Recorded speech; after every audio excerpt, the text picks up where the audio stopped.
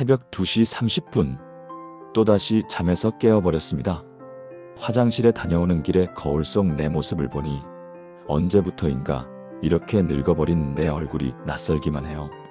냉장고 문을 열어 물을 한 모금 마시고 다시 침실로 향하지만 이미 잠은 저 멀리 달아나 버렸죠. 옆에서 코를 고는 남편을 보며 저 사람은 참 좋겠다 하는 생각이 들어요. 시계 소리만 째깍째깍 시끄럽게 들리고 머릿속에는 온갖 생각들이 밀려옵니다. 어제 병원에서 받은 검사 결과가 걱정되고 며느리가 또 차갑게 대한 것이 마음에 걸리고 큰아들은 언제부터인가 안부 전화도 뜸해졌어요. 내가 뭔가 잘못하고 있는 건 아닐까? 앞으로 몇 년이나 더 건강하게 살 수 있을까? 혹시 내가 가족들에게 짐이 되고 있는 건 아닐까? 이런 생각들이 꼬리에 꼬리를 물고 이어지면서 가슴이 답답해집니다. 젊었을 때는 이런 게 없었는데 60을 넘기고 나니까 밤만 되면 이런 생각들이 자꾸 찾아와요. 혹시 여러분도 이런 경험 있으시죠? 밤에 화장실에 갔다 오면 다시 잠들기 어려워지고 그러면 자동으로 걱정 모드가 켜지는 거예요. 건강 걱정, 자녀 걱정, 경제 걱정. 낮에는 바쁘게 살다 보니 묻어두었던 것들이 고요한 밤에는 모두 고개를 드는 거죠. 그래서 아침에 일어나면 또 잠을 제대로 못 잤구나 하면서 하루를 피곤하게 시작하게 되는 거예요. 정말 그런 마음 저도 너무 잘 압니다. 목회를 하면서 우리 또래 성도님들을 만나보면 대부분 비슷한 고민을 갖고 계시거든요. 목사님, 저는 왜 이렇게 잠을 못 잘까요? 밤에 자꾸 이상한 생각만 들어요. 예전에는 이런 게 없었는데 이런 말씀들을 정말 많이 들어요. 그런데 말입니다, 여러분. 오늘 제가 정말 놀라운 이야기를 들려드리고 싶어요. 바로 저희 교회 성도님들이 직접 체험하신 잠들기 전 7가지 기도의 놀라운 능력에 대한 이야기입니다. 이 기도들을 통해서 새벽에 깨는 횟수가 줄어들고 걱정 대신 평안이 찾아오고 무엇보다 하나님과의 깊은 교제를 경험하게 된 분들의 실제 간증들이에요. 정말 믿기 어려우시겠지만 이 7가지 기도는 단순해 보이지만 우리의 밤을 그리고 우리 인생을 완전히 바꿔놓는 놀라운 능력이 있어요. 혹시 여러분도 오늘 밤부터 이 기도들을 함께 드려보시겠어요? 분명히 여러분의 새벽 2시가, 여러분의 잠자리가, 그리고 여러분의 하루하루가 달라질 거예요.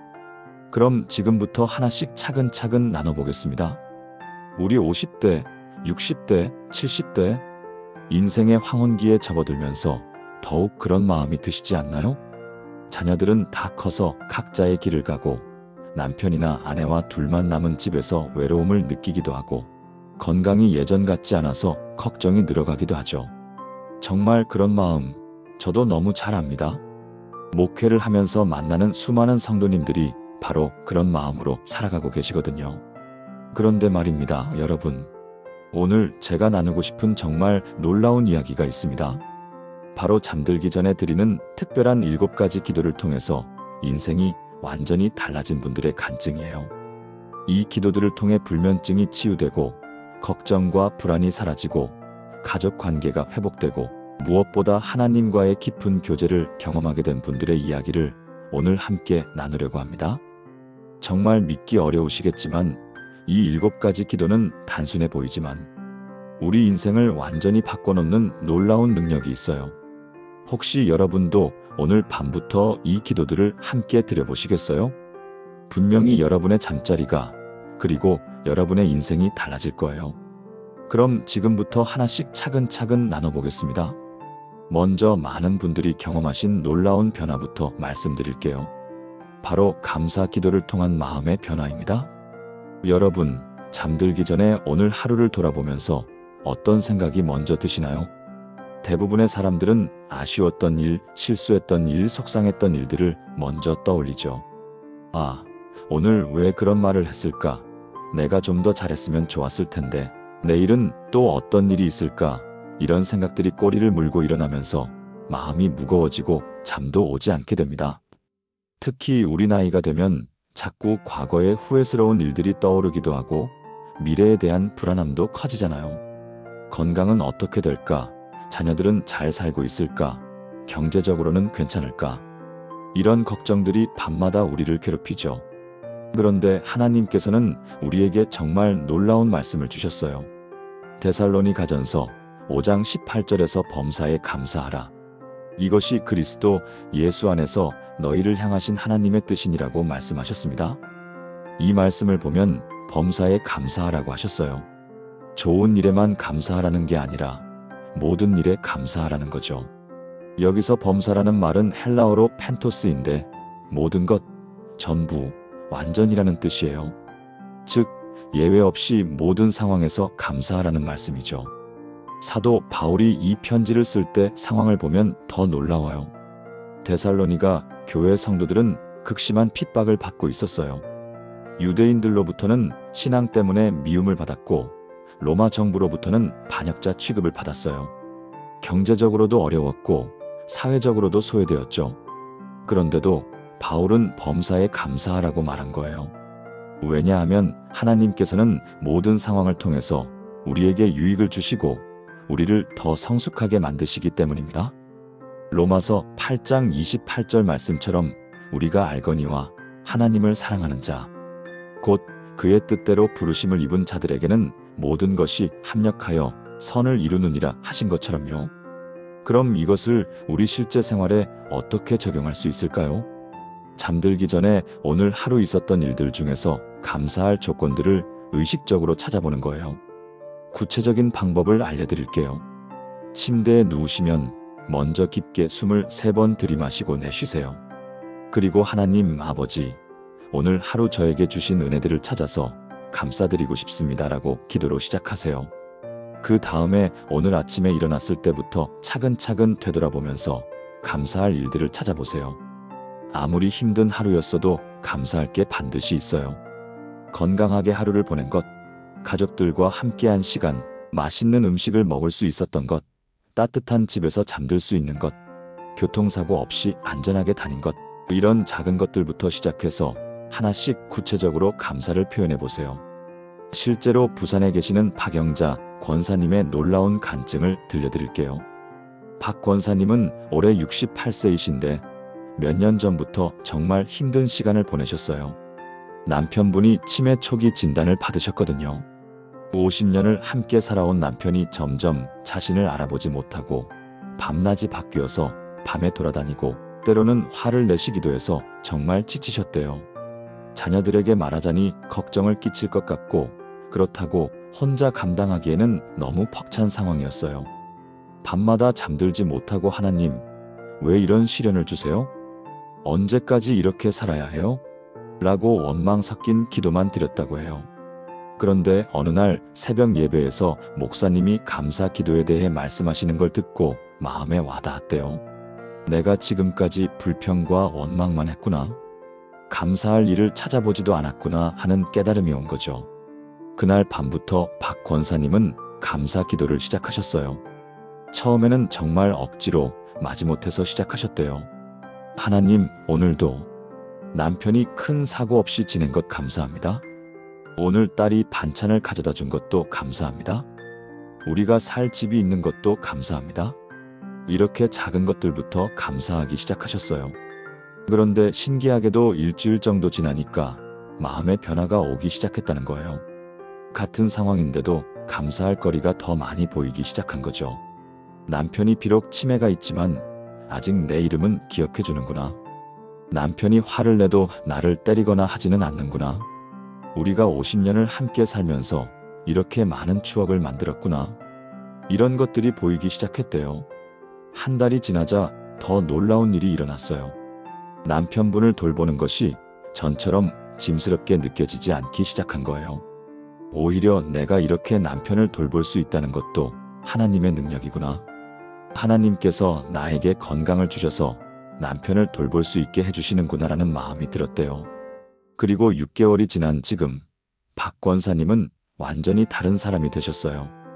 같은 상황이지만 마음에 평안이 있고 감사가 넘치고 무엇보다 하나님의 사랑을 더 깊이 체험하고 계신다고 해요.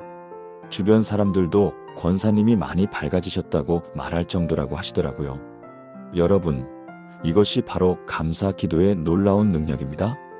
상황이 바뀌지 않아도 우리의 마음이 바뀌고 하나님의 은혜를 더 깊이 체험하게 되는 거예요. 감사는 단순한 긍정적 사고가 아니에요. 하나님의 주권을 인정하고 하나님의 사랑을 신뢰하는 믿음의 표현이에요. 그래서 감사 기도를 드릴 때 우리 마음에 하나님의 평안이 임하게 되는 거죠. 그런데 정말 놀라운 것은 여기서 끝이 아니라는 겁니다. 또 한 가지 많은 분들이 경험하신 생명을 바꾸는 변화가 있어요. 바로 용서 기도를 통한 마음의 자유함입니다. 여러분 혹시 잠들기 전에 누군가에 대한 서운함이나 분노 때문에 마음이 답답하신 적 있으신가요? 우리 나이가 되면 정말 이런 일들이 많아지죠. 직장에서 나를 무시한 후배, 나를 이해해주지 않는 자녀들, 약속을 지키지 않은 친구, 심지어 교회에서도 서운한 일들이 생기기도 하고, 특히 오랫동안 살아오면서 쌓인 상처들이 있잖아요. 어릴 때 부모님으로부터 받은 상처, 결혼 생활에서 받은 상처, 자녀들로부터 받은 실망감. 이런 것들이 마음 깊은 곳에서 아물지 않은 상처로 남아있으면서 우리를 괴롭히죠. 그럴 때 우리는 계속 그 상황을 되짚어보면서 내가 뭘 잘못했나? 저 사람은 왜 저렇게 할까? 내가 저 사람에게 그렇게까지 당해야 했나 하는 생각에 빠져들게 돼요. 그러면서 분노와 원망이 마음에 뿌리를 내리고 그것이 우리의 평안을 빼앗아가는 거죠. 그런데 하나님께서는 우리에게 정말 놀라운 해결책을 주셨어요. 마태복음 6장 14절에서 15절에서 예수님께서 직접 말씀하셨어요. 너희가 사람의 과실을 용서하면 너희 하늘 아버지께서도 너희 과실을 용서하시려니와 너희가 사람의 과실을 용서하지 아니하면 너희 아버지께서도 너희 과실을 용서하지 아니하시리라. 이 말씀은 예수님께서 주기도문을 가르쳐 주신 직후에 하신 말씀이에요. 주기도문에서 우리가 우리에게 죄 지은 자를 사하여 준 것 같이 우리 죄를 사하여 주시옵고 라고 기도하라고 하셨잖아요. 그런데 예수님께서는 이 기도가 얼마나 중요한지 강조하시기 위해서 따로 설명을 해주신 거예요. 여기서 과실이라는 말은 헬라어로 파라푸토마인데 옆으로 넘어짐, 실수, 죄라는 뜻이에요. 즉, 사람들이 우리에게 저지른 모든 잘못들을 말하는 거죠. 예수님께서는 우리가 다른 사람들의 잘못을 용서할 때 하나님께서도 우리의 잘못을 용서해 주신다고 말씀하셨어요. 반대로 우리가 다른 사람을 용서하지 않으면 하나님께서도 우리를 용서하지 않으신다고 하셨어요. 이것은 하나님께서 조건부로 우리를 사랑하신다는 뜻이 아니에요. 용서는 하나님의 은혜가 우리 마음에 흘러들어오는 통로라는 뜻이에요. 우리가 다른 사람을 용서하지 않고 원망과 분노로 마음을 닫아버리면 하나님의 사랑과 은혜가 우리 마음에 들어올 수 없게 되는 거죠. 그럼 이 용서 기도를 어떻게 실제로 드릴 수 있을까요? 구체적인 방법을 알려드릴게요. 먼저 마음을 조용히 하고 하나님 앞에 나아가세요. 그리고 하나님 아버지, 제 마음에 있는 상처와 아픔을 아시는 줄 믿습니다. 저를 아프게 한 사람들을 용서할 수 있도록 도와주세요라고 기도하세요. 그 다음에 구체적으로 용서해야 할 사람들의 이름을 하나씩 부르면서 하나님, 제가 을 용서합니다.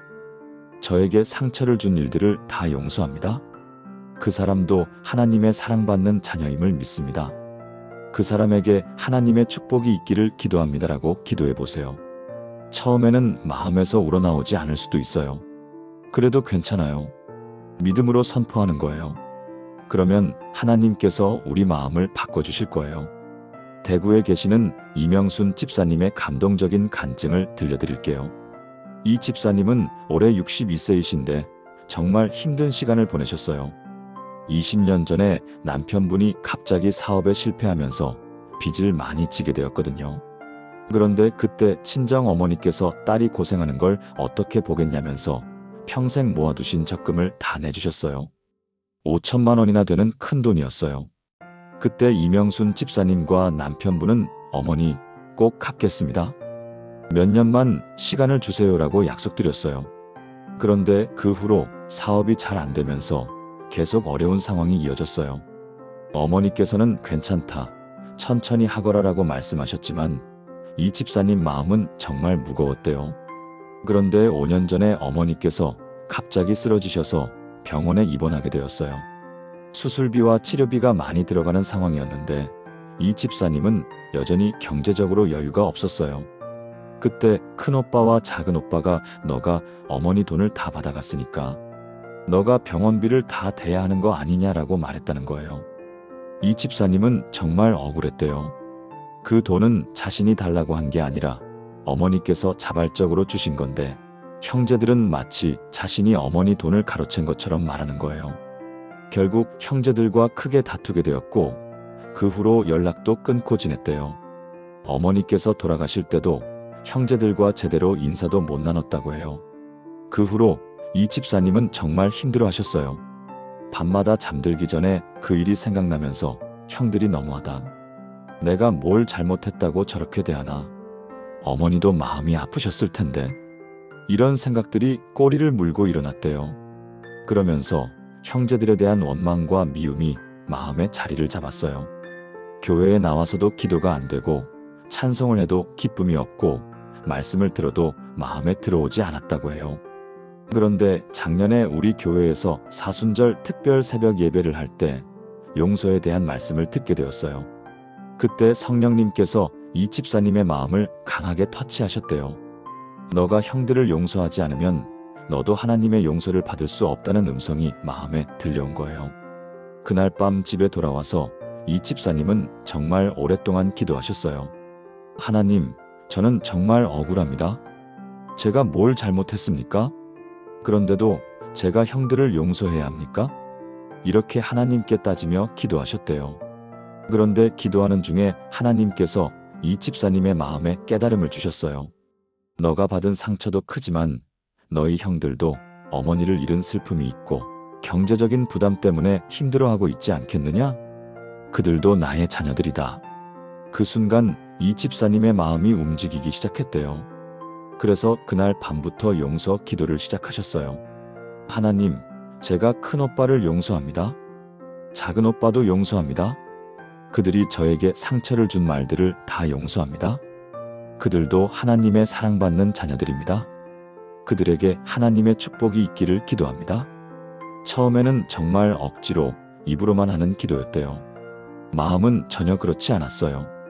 그런데 매일 밤 이 기도를 반복하다 보니까 조금씩 마음의 변화가 오기 시작했다는 거예요.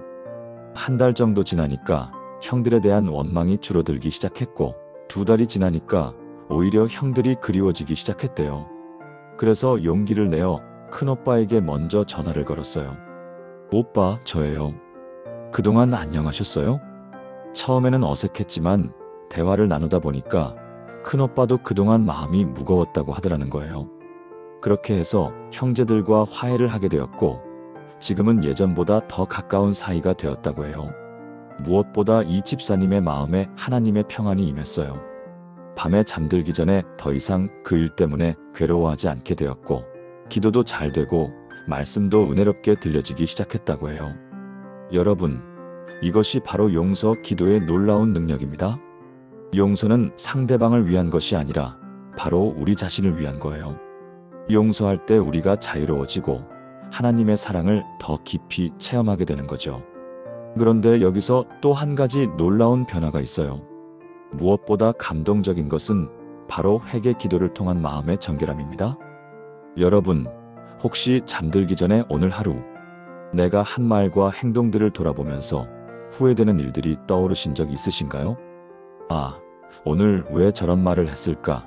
내가 좀 더 인내했으면 좋았을 텐데 하나님 앞에서 부끄러운 마음을 품었구나.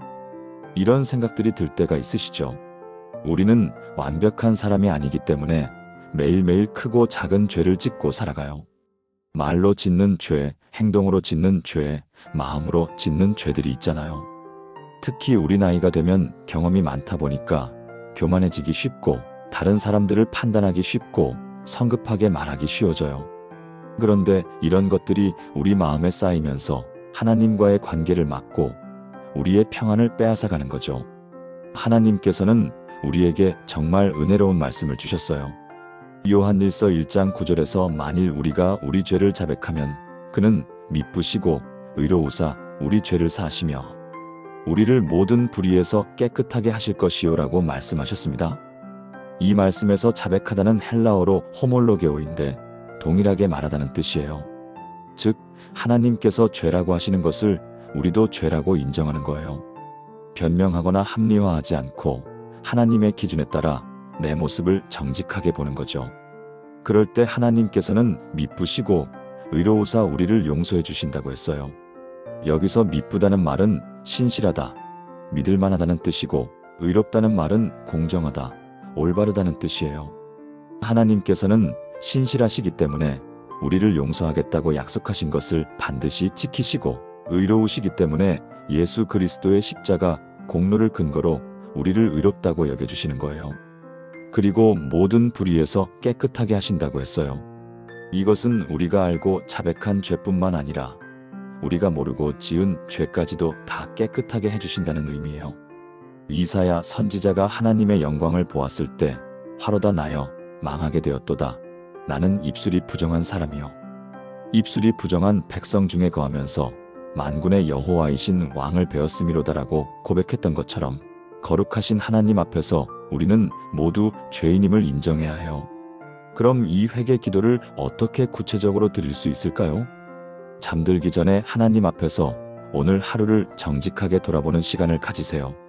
하나님, 오늘 하루 제가 하나님의 마음을 아프게 한 일들이 있었는지 보여주세요라고 기도하면서 성령님의 조명하심을 구하세요.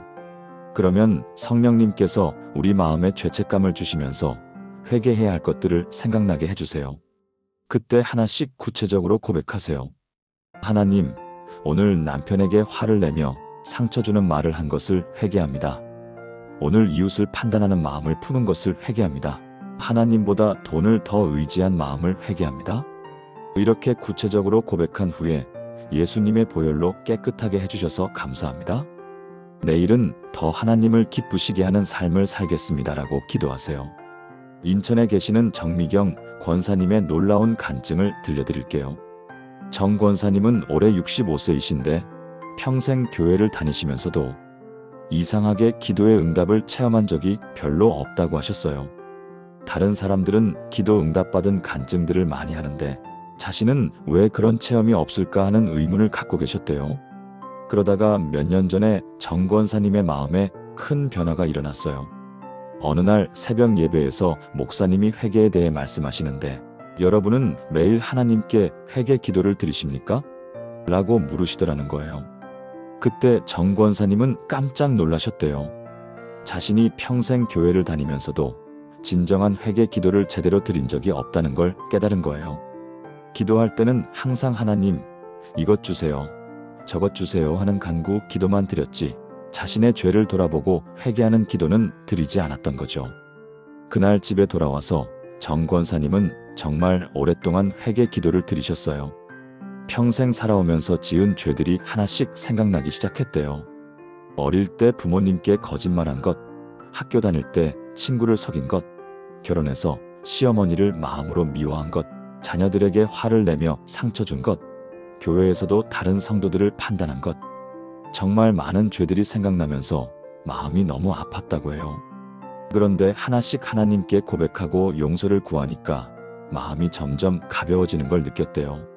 그날 밤부터 정 권사님은 매일 밤 잠들기 전에 회개 기도를 드리기 시작하셨어요. 하나님, 오늘 하루 제가 하나님의 마음을 슬프게 한 일들을 보여주세요. 그러면 성령님께서 정말 세밀하게 보여주시더라는 거예요.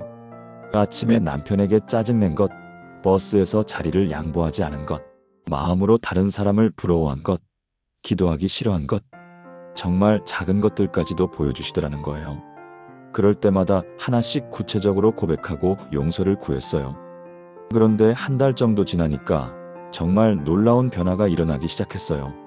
무엇보다 기도할 때 하나님이 정말 가까이 계신다는 느낌이 들기 시작했다는 거예요. 예전에는 기도해도 하늘에 대고 혼자 중얼거리는 것 같았는데 이제는 하나님께서 정말 들으시고 계신다는 확신이 생겼어요.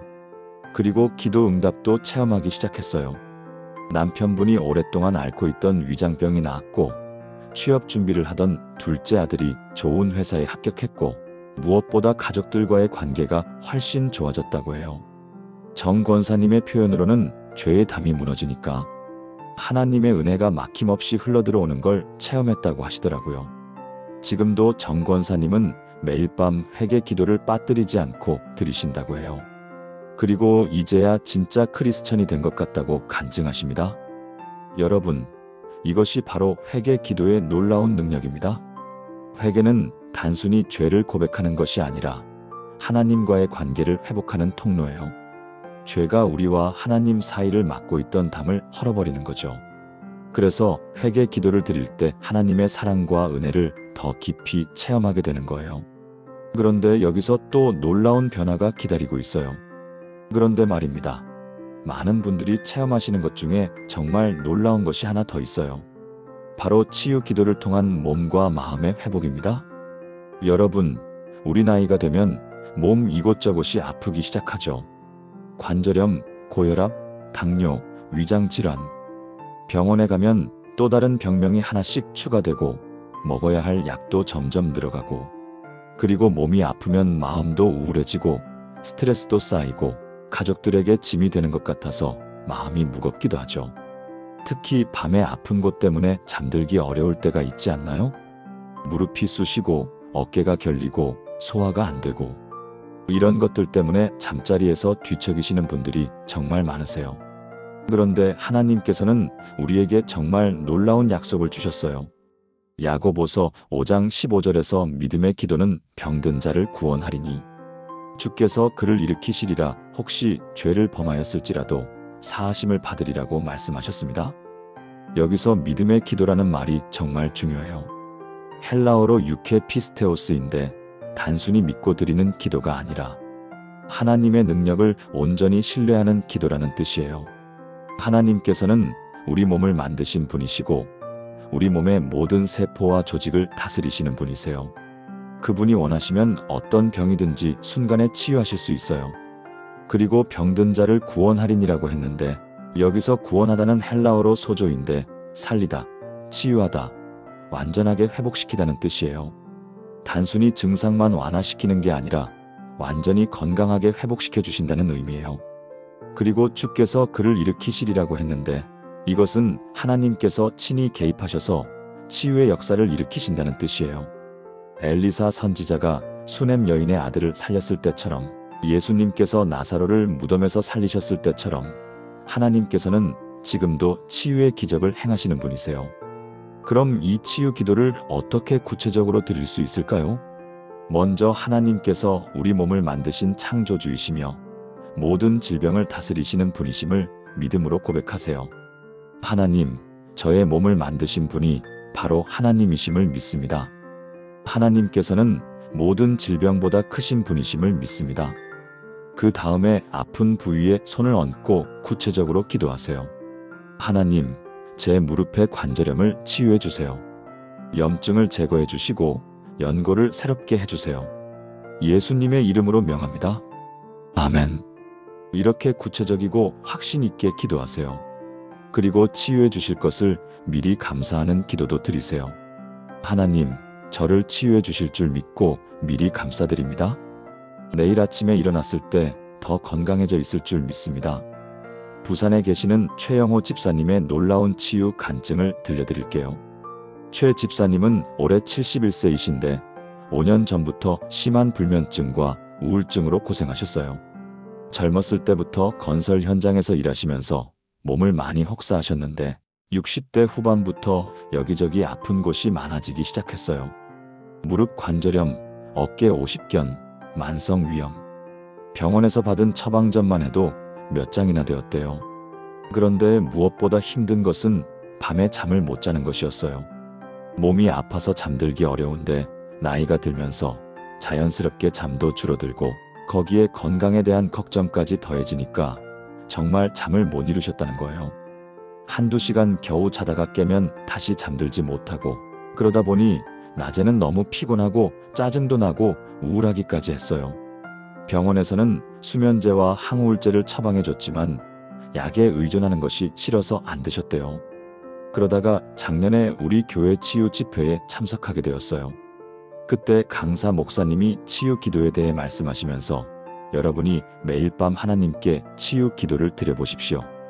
하나님께서는 여러분을 치유하기를 원하십니다라고 하시더라는 거예요. 최 집사님은 반신반의하면서도 그날 밤부터 치유 기도를 시작하셨어요.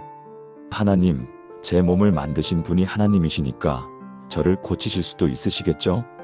제발 제 무릎 좀 낫게 해주세요. 어깨도 아프지 않게 해주세요. 그리고 잠도 좀 잘 수 있게 해주세요. 처음에는 정말 간절하다기보다는 혹시나 하는 마음으로 기도하셨대요. 그런데 일주일 정도 지나니까 조금씩 변화가 느껴지기 시작했어요. 무엇보다 잠을 조금 더 잘 수 있게 되었다는 거예요. 그래서 정말 하나님께서 들어주시는구나 하는 믿음이 생기기 시작했어요. 그 후로는 더 적극적으로 치유 기도를 드리기 시작하셨어요. 아픈 부위에 손을 얹고 예수님의 이름으로 명합니다. 이 관절염아 떠나가라. 이 염증아 사라져라라고 담대하게 기도하셨대요. 한 달이 지나자 더 놀라운 변화가 일어났어요. 무릎 통증이 현저히 줄어들어서 계단을 오르내리는 것이 훨씬 수월해졌고 어깨 결림도 많이 좋아졌어요. 그리고 무엇보다 잠을 5-6시간은 연속으로 잘 수 있게 되었다고 해요. 6개월이 지난 지금 최 집사님은 거의 모든 약을 끊으셨어요. 병원에서도 많이 좋아지셨네요 라고 할 정도로 건강이 회복되었대요.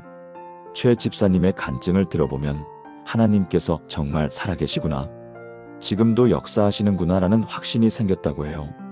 그리고 다른 아픈 성도님들에게도 치유 기도를 포기하지 마세요. 하나님께서 반드시 들어주세요 라고 간증하고 계세요. 여러분, 이것이 바로 치유 기도의 놀라운 능력입니다. 하나님께서는 지금도 살아계셔서 우리의 몸과 마음을 치유해 주시는 분이세요. 물론 하나님의 뜻과 때가 있기 때문에 모든 기도가 우리가 원하는 대로 응답되는 것은 아니에요. 하지만 하나님께서는 우리가 건강하기를 원하시고 우리의 아픔을 아시며 우리를 치유할 능력을 가지고 계세요. 그러므로 포기하지 말고 믿음으로 치유 기도를 드려보세요. 그런데 여기서 또 하나의 놀라운 변화가 있어요. 그런데 정말 신기한 것은 이런 변화도 있다는 거예요. 바로 가족을 위한 기도를 통한 관계의 회복입니다. 여러분, 우리 나이가 되면 가족 문제로 마음 아파하시는 분들이 정말 많으시죠. 자녀들이 다 커서 각자의 길을 가면서 예전만큼 자주 연락하지 않고 손자, 손녀들과도 거리감이 느껴지고 특히 자녀들이 신앙을 갖지 않거나 교회를 떠났을 때는 정말 마음이 아프시죠. 또 부부 관계에서도 오랫동안 함께 살다 보니까 서로에 대한 배려가 줄어들고 대화도 줄어들고 때로는 갈등이 생기기도 하고 이런 가족 문제들 때문에 밤에 잠들기 전에 마음이 무거우신 적 있으시죠? 우리 큰아들은 언제 교회에 나올까? 둘째, 며느리와는 왜 이렇게 어색할까? 남편과 나는 왜 이렇게 대화가 없을까? 이런 걱정들이 마음을 짓누르는 거예요. 그런데 하나님께서는 우리에게 정말 놀라운 약속을 주셨어요. 사도행전 16장 31절에서 주 예수를 믿으라. 그리하면 너와 내 집이 구원을 받으리라고 말씀하셨습니다. 이 말씀은 바울과 실라가 빌립보 감옥에 갇혀 있을 때 간수에게 한 말이에요.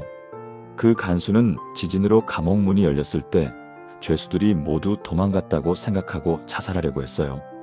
그때 바울이 우리가 다 여기 있다고 외치면서 그를 구했고 간수가 내가 어떻게 하여야 구원을 받으리이까라고 물었을 때 한 대답이 바로 이 말씀이에요. 여기서 내 집이라는 말은 단순히 집 건물을 의미하는 게 아니라 내 가족, 내 가문을 의미해요. 즉, 우리가 예수님을 믿으면 우리 가족들도 구원받게 된다는 약속이에요. 물론 이것이 자동적으로 이루어진다는 뜻은 아니에요. 각 사람은 개인적으로 예수님을 믿어야 하거든요. 하지만 하나님께서는 믿는 사람의 가족들에게 특별한 은혜를 베푸시고 그들이 구원받을 수 있도록 역사하신다는 의미예요. 아브라함이 믿음으로 의롭다함을 받았을 때 그의 후손들에게도 축복이 흘러간 것처럼 우리의 믿음이 우리 가족들에게도 영향을 미치는 거죠. 그럼 이 가족을 위한 기도를 어떻게 구체적으로 드릴 수 있을까요? 먼저 우리 가족 한 사람 한 사람의 이름을 부르면서 하나님께 맡기는 기도를 드리세요. 하나님, 제 남편을 하나님께 맡깁니다. 하나님께서 그를 사랑하시고 인도해 주세요. 제 큰아들을 위해 기도합니다. 그가 하나님을 만나고 교회로 돌아올 수 있도록 역사해 주세요. 이렇게 한 사람씩 구체적으로 기도하세요. 그리고 그들의 문제나 어려움들을 위해서도 기도하세요. 자녀의 직장 문제, 건강 문제, 결혼 문제, 이런 것들을 다 하나님께 맡기고 하나님께서 해결해 주실 것을 믿고 기도하세요. 또한 가족들과의 관계 회복을 위해서도 기도하세요. 하나님, 저와 며느리 사이를 회복시켜 주세요. 서로를 이해하고 사랑할 수 있게 해주세요. 하나님, 저희 부부가 다시 친밀한 관계가 될 수 있도록 도와주세요. 대전에 계시는 김정숙 권사님의 감동적인 간증을 들려드릴게요. 김 권사님은 올해 69세이신데 몇 년 전까지만 해도 가족 문제로 정말 힘들어하셨어요. 3명의 자녀가 있으신데 큰아들은 결혼한 후로 연락이 뜸해졌고 딸은 시집가서 바빠서 자주 못 보고 막내 아들은 아예 교회를 나오지 않고 있었거든요. 특히 막내 아들 문제가 가장 큰 고민이었어요. 대학교 때까지는 교회를 잘 다녔는데 직장 생활을 시작하면서 교회는 나중에 결혼하면 다시 나가겠다며 아예 발길을 끊었어요. 김 권사님이 교회 나가자고 하면 엄마는 엄마 신앙하세요. 저는 제 길이 있어요라고 하면서 대화를 피했대요. 그런데 더 큰 문제는 막내 아들이 술을 자주 마시기 시작한 거예요. 스트레스 때문이라고 하지만 매주 금요일이면 술에 취해서 들어오고 주말에는 집에서 계속 잠만 자고 김 권사님은 정말 마음이 아팠어요. 내가 신앙 교육을 잘못했나? 어디서 잘못된 걸까 하면서 자책도 많이 하셨대요. 밤마다 잠들기 전에 막내 아들 걱정으로 잠이 오지 않았어요.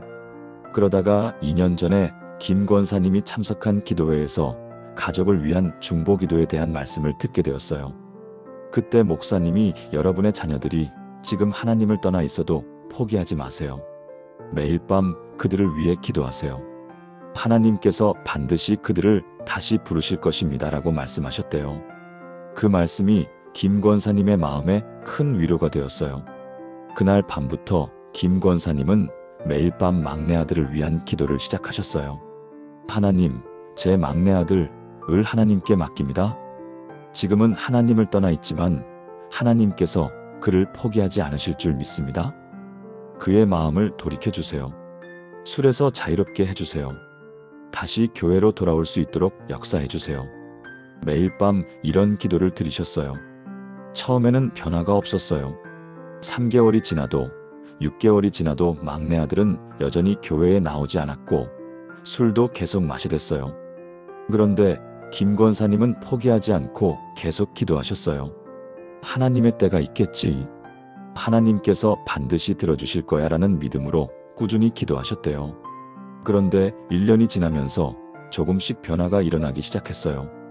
막내 아들이 예전보다 술을 덜 마시기 시작했어요. 그리고 가끔 김 권사님과 대화도 하고 건강은 어떠신지 안부도 물어보고 김 권사님은 하나님께서 역사하고 계시구나라는 느낌이 들었대요. 그리고 작년 크리스마스에 정말 놀라운 일이 일어났어요. 막내 아들이 갑자기 엄마, 내일 교회 같이 가도 될까요? 라고 말한 거예요. 김 권사님은 너무 놀라서 정말이니? 라고 몇 번이나 물어봤대요. 막내 아들이 말하길 최근에 직장에서 큰 실수를 할 뻔했는데 우연히 피할 수 있게 되었다는 거예요. 그때 누군가가 나를 위해 기도하고 있구나. 엄마가 나를 위해 기도하고 계시는구나라는 생각이 들면서 마음이 움직였다고 해요. 그날 교회에 함께 나가서 예배를 드리는데 김 권사님은 눈물이 너무 많이 나서 찬송도 제대로 부를 수 없었대요. 지금 막내 아들은 매주 교회에 나오고 있고 술도 거의 끊었고 성경 공부까지 시작했다고 해요. 김 권사님은 2년 동안 매일 밤 기도한 보람이 있다. 하나님께서 정말 들어주신다라고 간증하세요. 그런데 더 놀라운 것은 막내 아들뿐만 아니라 다른 가족들과의 관계도 좋아졌다는 거예요. 큰아들도 예전보다 자주 연락하고 딸도 시간 날 때마다 안부를 묻고 가족 모임도 예전보다 훨씬 자주 가지게 되었다고 해요. 여러분, 이것이 바로 가족을 위한 기도의 놀라운 능력입니다. 하나님께서는 우리의 가족들을 우리보다 더 사랑하시고 그들의 구원을 위해 역사하세요. 비록 당장 눈에 보이는 변화가 없어도 포기하지 말고 꾸준히 기도하세요. 하나님께서는 반드시 때가 되면 우리 가족들의 마음을 움직이실 거예요. 그런데 여기서 또 하나의 중요한 변화가 있어요. 정말 많은 분들이 경험하시는 또 다른 놀라운 일이 있어요. 바로 인도하심을 구하는 기도를 통한 지혜와 평안입니다. 여러분, 우리 나이가 되면 크고 작은 결정을 내려야 할 일들이 많이 생기죠. 건강 문제로 어떤 치료를 받을지, 경제적인 문제를 어떻게 해결할지, 가족 문제에서 어떻게 대처할지, 또 교회에서도 어떤 봉사를 할지, 어떤 선택을 해야 할지 고민되는 일들이 많아요. 젊을 때는 그냥 내 생각대로, 내 경험대로 결정하면 되었는데, 나이가 들수록 과연 이것이 옳은 선택일까? 하나님의 뜻은 무엇일까 하는 고민이 깊어지잖아요. 특히 밤에 잠들기 전에 내일 해야 할 일들, 결정해야 할 일들을 생각하면서 과연 어떻게 해야 할까 하는 걱정이 들 때가 있으시죠. 그런데 하나님께서는 우리에게 정말 놀라운 약속을 주셨어요. 잠언 3장 5절에서 6절에서 너는 마음을 다하여 여호와를 신뢰하고 내 명철을 의지하지 말라. 너는 범사에 그를 인정하라. 그리하면 내 길을 지도하시리라고 말씀하셨습니다.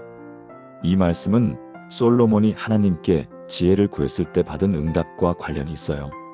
솔로몬은 왕이 되었을 때 하나님께 지혜로운 마음을 주셔서 백성을 잘 다스릴 수 있게 해달라고 기도했어요. 하나님께서는 그 기도를 기뻐하시면서 지혜뿐만 아니라 부와 영광까지 주셨죠.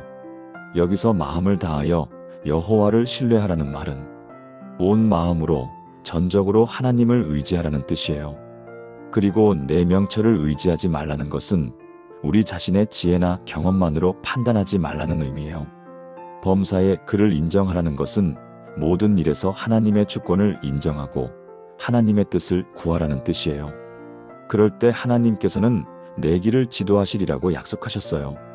여기서 지도하다는 히브리어로 야샤르인데 곧게 하다, 평탄하게 하다, 성공하게 하다는 뜻이에요. 즉 하나님께서 우리의 길을 곧게 만드시고 장애물을 제거하시고 성공할 수 있도록 인도해 주신다는 의미예요. 이사야 30장 21절에서도 너희가 우편으로 치우치든지 좌편으로 치우치든지 내 뒤에서 말소리가 내 귀에 들려 이르기를 이것이 정론이 너희는 이리로 행하라 할 것이며라고 말씀하셨어요. 그럼 이 인도하심을 구하는 기도를 어떻게 구체적으로 드릴 수 있을까요? 잠들기 전에 내일 해야 할 일들, 결정해야 할 일들을 하나님께 구체적으로 맡기는 기도를 드리세요. 하나님, 내일 병원에 가서 의사와 상담을 해야 하는데 어떤 치료 방법을 선택해야 할지 지혜를 주세요. 하나님, 손자 교육 문제로 며느리와 대화해야 하는데 어떤 말을 해야 할지 인도해 주세요. 이렇게 구체적으로 하나님의 지혜를 구하세요. 그리고 하나님의 뜻이 이루어지기를 원합니다. 제 생각이 아니라 하나님의 생각으로 결정할 수 있게 도와주세요라고 기도하세요. 광주에 계시는 홍순옥 권사님의 놀라운 간증을 들려드릴게요. 홍 권사님은 올해 66세이신데 3년 전에 정말 큰 결정을 내려야 하는 상황에 처하셨어요. 남편분이 갑자기 중풍으로 쓰러지시면서 반신불수가 되신 거예요. 병원에서는 앞으로 몇 년 더 살 수 있을지 모르겠다? 집에서 간병하기는 어려울 것 같으니 요양원을 알아보라고 했어요. 홍 권사님은 정말 고민이 많았어요. 집에서 간병하자니 혼자서는 도저히 감당하기 어려워 보였고 요양원에 보내자니 40년을 함께 살아온 남편을 남에게 맡기는 것 같아서 마음이 아팠어요. 자녀들은 요양원에 보내는 게 낫겠다고 했지만 홍 권사님 마음은 편하지 않았어요. 그때 홍 권사님은 매일 밤 하나님께 간절히 기도했어요. 하나님, 저는 정말 모르겠습니다. 어떻게 해야 하나님의 뜻일까요? 남편을 집에서 돌봐야 할까요? 아니면 요양원에 보내야 할까요? 하나님께서 지혜를 주세요. 한 달 동안 매일 밤 이런 기도를 드렸는데 어느 날 새벽에 하나님께서 홍 권사님의 마음에 분명한 음성을 주셨어요. 너가 그를 돌보아라. 내가 너에게 힘을 주겠다. 그 음성이 너무 분명해서 홍 권사님은 하나님께서 집에서 간병하라고 하시는구나라는 확신이 들었어요. 그래서 자녀들의 반대를 무릅쓰고 남편분을 집으로 모셨어요. 처음에는 정말 힘들었어요. 남편분이 혼자서는 아무것도 할 수 없으니까 24시간 돌봄이 필요했거든요. 기저귀 갈아주기, 밥 먹여주기, 목욕시켜주기. 정말 힘든 일들이었어요. 그런데 신기하게도 홍 권사님에게 힘이 있더라는 거예요. 매일 밤 하나님, 오늘도 남편을 돌볼 수 있게 해주셔서 감사합니다. 내일도 힘을 주세요라고 기도하면 다음날 아침에는 다시 새로운 힘이 생겼어요. 그리고 6개월 정도 지나니까 남편분의 상태가 조금씩 좋아지기 시작했어요. 의사들은 기적 같은 일이라고 했을 정도로 회복이 빨랐대요. 지금은 지팡이를 짚고 혼자 걸을 수 있을 정도까지 좋아지셨어요. 홍 권사님은 그때 하나님께서 인도해 주신 대로 했기 때문에 이런 기적을 체험할 수 있었다고 간증하세요. 만약 요양원에 보냈다면 이런 회복은 불가능했을 거라고 해요. 그런데 더 놀라운 것은 이 경험을 통해 홍 권사님의 신앙이 훨씬 깊어졌다는 거예요. 하나님께서 정말 살아계시고 우리의 기도를 들으시고 최선의 길로 인도해 주신다는 확신이 생겼어요. 지금도 홍 권사님은 어떤 결정을 내려야 할 때마다 먼저 하나님께 기도하고 인도하심을 구한다고 해요. 여러분, 이것이 바로 인도하심을 구하는 기도의 놀라운 능력입니다. 하나님께서는 우리의 미래를 아시고 우리에게 최선이 무엇인지 아시는 분이세요. 우리가 겸손하게 하나님의 지혜를 구할 때 하나님께서는 반드시 최선의 길로 인도해 주세요. 그런데 마지막으로 가장 중요한 변화가 남아 있어요. 마지막으로 정말 많은 분들이 경험하시는 가장 소중한 변화가 있어요. 바로 평안을 구하는 기도를 통한 깊은 안식입니다. 여러분, 우리가 잠들기 전에 가장 필요한 것이 무엇일까요? 바로 마음의 평안이에요. 아무리 몸이 피곤해도 마음이 불안하면 잠들기 어렵고 마음이 평안하면 깊이 잠들 수 있어요. 그런데 우리 나이가 되면 평안을 빼앗아가는 것들이 참 많아져요. 건강에 대한 염려, 경제적 불안, 가족에 대한 걱정, 미래에 대한 두려움. 이런 것들이 우리 마음을 불안하게 만들고 평안을 빼앗아가죠. 그런데 하나님께서는 우리에게 정말 놀라운 평안을 약속해 주셨어요.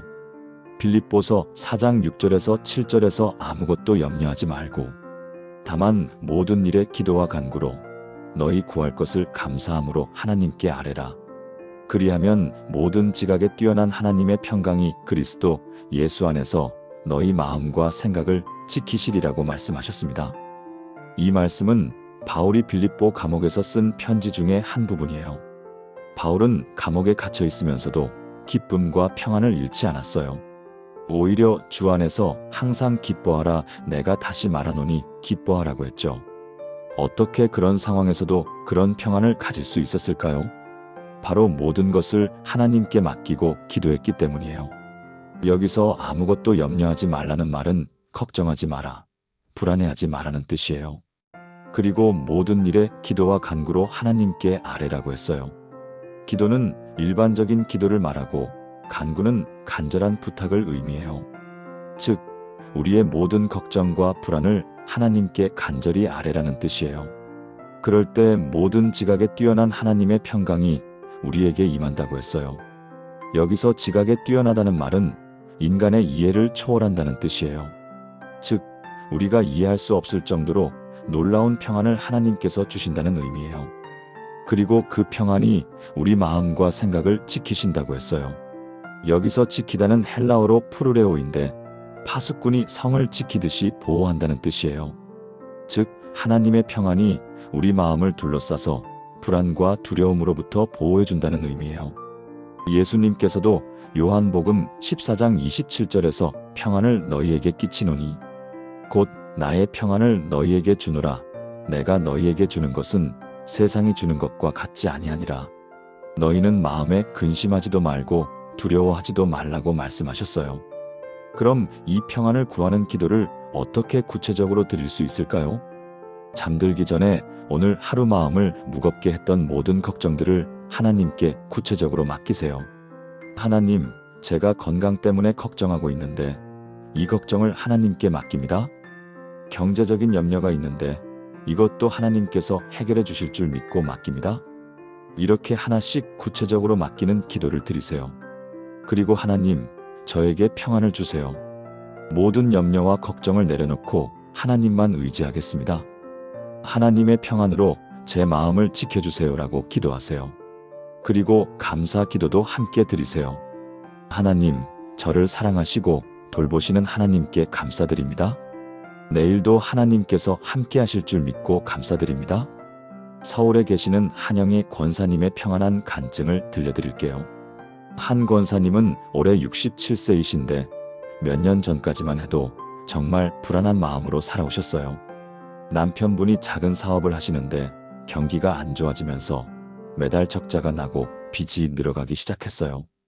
그런데 더 큰 문제는 한 권사님 자신이 유방암 초기 진단을 받은 거예요.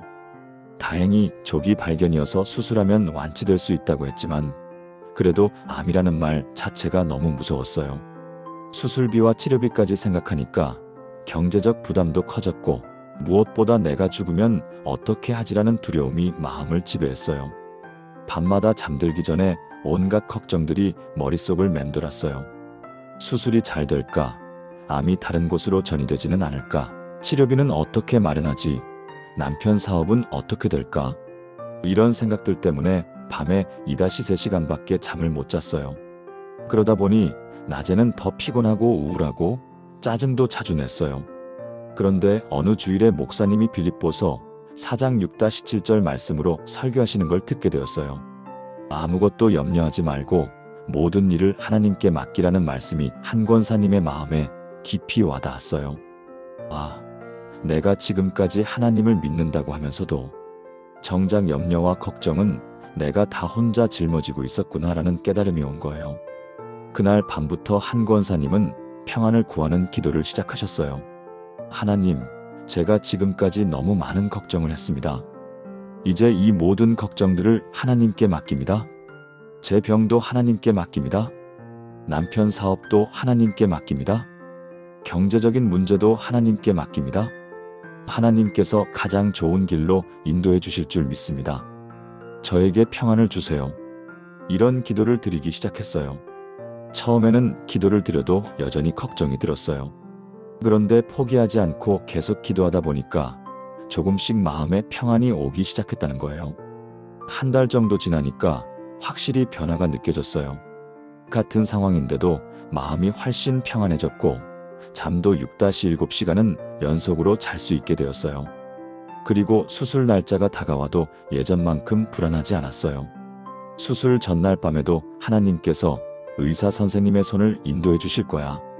모든 것을 하나님께 맡겼으니까 걱정할 것 없어라는 마음으로 평안하게 잠들 수 있었다고 해요. 수술도 성공적으로 끝났고 지금은 완전히 건강을 회복하셨어요. 남편분 사업도 어려운 시기를 넘기고 다시 안정을 찾으셨고요. 한 권사님은 그때 하나님의 평안을 체험하지 못했다면 정말 큰일 날 뻔했다. 이제는 어떤 어려움이 와도 먼저 하나님께 맡기고 평안을 구한다고 간증하세요. 무엇보다 매일 밤 평안한 마음으로 잠들 수 있게 된 것이 가장 큰 축복이라고 하시더라고요. 여러분, 이것이 바로 평안을 구하는 기도의 놀라운 능력입니다. 하나님께서는 우리의 모든 걱정과 불안을 아시고 우리에게 인간이 이해할 수 없는 깊은 평안을 주시는 분이세요. 우리가 모든 것을 하나님께 맡기고 평안을 구할 때 하나님께서는 우리 마음을 지켜주시고 깊은 안식을 허락해 주세요. 여러분, 지금까지 잠들기 전에 드리는 7가지 기도에 대해 함께 나눠봤습니다. 정말 놀라운 이야기들이었죠? 먼저 감사 기도를 통해 마음이 바뀌고 하나님의 은혜를 더 깊이 체험하게 되는 것. 그런데 정말 놀라운 것은 용서 기도를 통해 마음의 상처가 치유되고 자유로움을 얻게 되는 것. 무엇보다 감동적인 것은 회개 기도를 통해 하나님과의 관계가 회복되고 기도의 응답을 체험하게 되는 것. 그런데 말입니다. 치유 기도를 통해 몸과 마음의 질병이 치유되고 건강을 회복하게 되는 것. 정말 신기한 것은 가족을 위한 기도를 통해 가족들이 하나님께 돌아오고 관계가 회복되는 것. 정말 많은 분들이 경험하시는 인도하심을 구하는 기도를 통해 하나님의 지혜를 받고 최선의 길로 인도받는 것. 마지막으로 정말 소중한 평안을 구하는 기도를 통해 모든 염려를 내려놓고 깊은 안식을 누리게 되는 것. 정말 놀랍지 않나요? 이 7가지 기도는 단순해 보이지만 우리 인생을 완전히 바꿔놓을 수 있는 놀라운 능력이 있어요. 여러분도 오늘 밤부터 이 기도들을 한번 드려보시겠어요? 처음에는 어색할 수도 있고 당장 변화가 느껴지지 않을 수도 있어요. 하지만 포기하지 마시고 꾸준히 계속해 보세요. 분명히 여러분의 잠자리가 달라질 거고 여러분의 인생이 달라질 거예요. 하나님께서는 여러분을 사랑하시고 여러분의 기도를 들으시고 여러분에게 최선의 것을 주기 원하시는 분이세요. 그런데 여러분, 마지막으로 한 가지 더 말씀드리고 싶은 것이 있어요. 이 7가지 기도를 드릴 때 가장 중요한 것은 순서가 아니라 마음가짐이에요. 어떤 날은 감사 기도가 더 필요할 수도 있고 어떤 날은 용서 기도가 더 절실할 수도 있어요. 성령님께서 여러분의 마음에 감동을 주시는 대로 따라가시면 돼요. 또한 이 기도들을 의무감으로 드리지 마시고 하나님과의 깊은 교제의 시간으로 여기세요. 하나님께서는 여러분이 형식적으로 기도하는 것을 원하지 않으세요. 진실한 마음으로 솔직한 모습으로 하나님 앞에 나아가는 것을 기뻐하세요. 그리고 이 기도들의 효과는 하룻밤에 나타나는 것이 아니에요. 꾸준히 지속적으로 드릴 때 우리 삶에 놀라운 변화가 일어나는 거예요. 마치 매일 조금씩 물을 주면 나무가 자라듯이 매일 밤 이 기도들을 드리면 우리 영혼이 자라고 성숙해지는 거죠. 혹시 어떤 분들은 목사님, 저는 기도를 잘 못해요. 무엇부터 시작해야 할까요? 라고 물으실 수도 있어요. 걱정하지 마세요. 하나님께서는 우리의 화려한 기도문을 원하시는 게 아니라 진실한 마음을 원하세요. 하나님, 저를 도와주세요라는 한마디라도 진심으로 드리면 하나님께서 들어주세요. 오늘 제가 나눈 이 7가지 기도 중에서 여러분에게 가장 필요한 것 하나만 선택해서 시작해 보세요. 그리고 점차 다른 기도들도 추가해 나가시면 돼요. 또 어떤 분들은 목사님, 저는 이미 오랫동안 기도해 왔는데 별로 변화가 없는 것 같아요 라고 하실 수도 있어요. 포기하지 마세요. 하나님의 시간은 우리의 시간과 다를 때가 있어요. 하나님께서는 때로는 즉시 응답해 주시기도 하지만 때로는 우리를 더 성숙하게 만드시기 위해 기다리게 하시기도 해요. 중요한 것은 결과가 아니라 과정이에요. 기도하는 그 시간 자체가 하나님과의 교제이고 그 시간을 통해 우리는 하나님의 사랑을 경험하게 되는 거예요. 그리고 여러분, 이 기도들이 효과가 있다고 해서 병원 치료를 소홀히 하거나 현실적인 노력을 게을리해서는 안 돼요. 기도는 우리가 할 일을 대신해주는 마법이 아니라 우리가 할 일을 더 잘할 수 있도록 도와주는 하나님의 은혜예요. 몸이 아프면 기도하면서 동시에 병원 치료를 받으시고 가족 문제가 있으면 기도하면서 동시에 대화와 노력을 하시고 경제적 어려움이 있으면 기도하면서 동시에 현실적인 해결 방법을 찾으세요. 하나님께서는 우리의 기도와 노력을 통해 역사하세요. 마지막으로 이 7가지 기도의 은혜를 혼자만 누리지 마시고 다른 사람들과도 나누세요. 여러분 주변에 잠 못 이루며 고생하는 분들, 걱정과 근심으로 힘들어하는 분들이 있으시죠? 그분들에게도 이 기도들을 알려주시고 함께 기도하도록 격려해 주세요. 교회에서도, 가정에서도, 이웃들과도 이 은혜를 나누시면 더 큰 축복이 될 거예요. 그러면 여러분 개인뿐만 아니라 여러분의 가정과 교회, 그리고 지역사회까지도 하나님의 평안으로 충만해질 거예요. 여러분, 정말 감사합니다. 오늘 이 긴 시간 동안 끝까지 함께 해주셔서 너무 고맙습니다. 이 말씀이 여러분의 마음에 작은 위로라도 되었으면 좋겠어요. 오늘 밤부터 여러분의 잠자리가 하나님의 은혜가 넘치는 축복의 시간이 되기를 간절히 소망합니다. 감사 기도로 하루를 마무리하고 용서 기도로 마음을 깨끗하게 하고 회개 기도로 하나님과의 관계를 회복하고 치유 기도로 몸과 마음을 건강하게 하고 가족을 위한 기도로 사랑의 끈을 더욱 견고하게 하고 인도하심을 구하는 기도로 내일을 준비하고 평안을 구하는 기도로 깊은 안식에 들어가시기 바랍니다. 이 모든 기도가 여러분의 삶 속에서 실제적인 변화를 만들어내고 여러분을 통해 하나님의 영광이 드러나기를 축복합니다. 오늘 이 영상이 도움이 되셨다면 좋아요 버튼을 눌러주시고 댓글로 아멘이라고 남겨주세요. 그리고 주변에 어려움 중에 있는 분들, 잠들기 어려워하시는 분들께도 이 영상을 나눠주시면 정말 감사하겠습니다. 여러분의 간증과 기도 제목도 댓글로 나눠주시면 함께 기도하겠습니다. 여러분의 남은 인생이 하나님의 은혜로 충만하고 매일 밤 이 7가지 기도와 함께 평안한 잠자리에서 새로운 소망으로 아침을 맞이하시기를 간절히 기도합니다. 하나님께서 여러분과 여러분의 가정에 건강과 평안과 기쁨을 넘치도록 부어주시고 모든 계획과 소원들이 하나님의 뜻 안에서 아름답게 이루어지기를 축복합니다. 오늘도 여러분을 향한 하나님의 사랑이 크고 깊음을 기억하시고 그 사랑 안에서 평안한 밤 되시기 바랍니다. 여러분 모두를 사랑하고 축복합니다. 주님의 이름으로 축복합니다. 아멘.